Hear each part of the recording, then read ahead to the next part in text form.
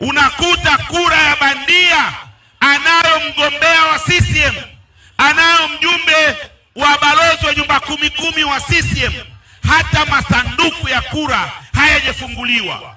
Uchaguzi umepoteza maana kabisa. Uchaguzi haukuwa na credibility yoyote. Unawezaje kuwa na uchaguzi? Maafisa wa halmashauri, maafisa wa manispaa wanatoa kura za bandia, wanawapa watu waingize kwenye masanduku ya kura. Uchaguzi wa namna gani huo? Utumishi gani wa umma huo ambao unapoteza maana kabisa ya kura? Kura zikiwa mtaani zina maana gani? Kuna kijana mmoja mtaa wale Tanganyika kanionyesha mimi amekamata kura 400, mtu mmoja kwenye mtaa mmoja, na mitaa mingine mbali. Kule Mwandiga mliona video imezagaa, mtu amekamatwa mgombea na kura 800 peke yake. Anazipeleka wapi? Watu wenyewe walijiandikisha kwenye mtaa wake hawafiki 250, ana kura 800. Na ndio maana vituo vingi matokeo yaliyotangazwa, ukitazama idadi ya wapiga kura na matokeo yaliyotangazwa na kura walizowapa CCM haviingiliani kabisa, kwa sababu ya kura bandia. Kuna kijana wetu mmoja wa mtaa wa Mji Mwema anaitwa Jerome. Watu wa CCM walimteka, halafu wakawapelekea polisi. Polisi wakampiga sana yule kijana, wakamkanyaga mgongoni. Anaumwa sana hivi sasa yule kijana. Analazimishwa eti aseme na ACT Wazalendo ilimpa kura bandia. Kura zenyewe zimewekewa tiki ya CCM. Sasa mtu wa ACT atakuwaje na kura za bandia ambazo zina tiki ya CCM? Kule Rubuga, afisa wa polisi, inspector, ana nyota 3, amefika kwenye kituo, ameweka kura za bandia mfukoni na kwenye soksi.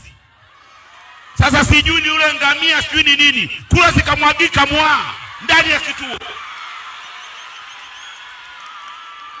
Mgombea wetu pale akamkamata yule polisi, watu wakazingira kituo, mpaka mkurugenzi na OCD wakafika pale.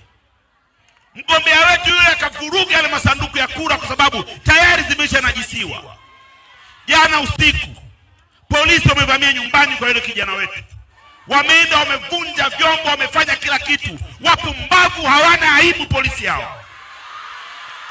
Watu wa polisi ambao wanaishi kwa kodi zetu, wanavalishwa kwa kodi zetu, wanafanya kila kitu kwa kodi zetu, wanashiriki kipumbavu kabisa katika kunajisi mchakato wa uchaguzi. Tumefanya chaguzi nyingi sana katika nchi hii, nyingi, katika jambo ambalo halikuwahi kutokea ni kuona kura bandia barabarani. Tumeanza kuona kura bandia mwaka 2020. Tukadhani kwamba sasa chini ya serikali ya awamu ya 6 angalau tutarudi kwenye mazingira yale tuliyokuwa nayo kabla, lakini na wao ni yale 2020. Aibu kubwa. Huu ni uchaguzi wa kawaida kabisa, uchaguzi wa mtaani, uchaguzi wa kwenye kitongoji, uchaguzi wa kwenye kijiji. Iweje uchaguzi kama huu?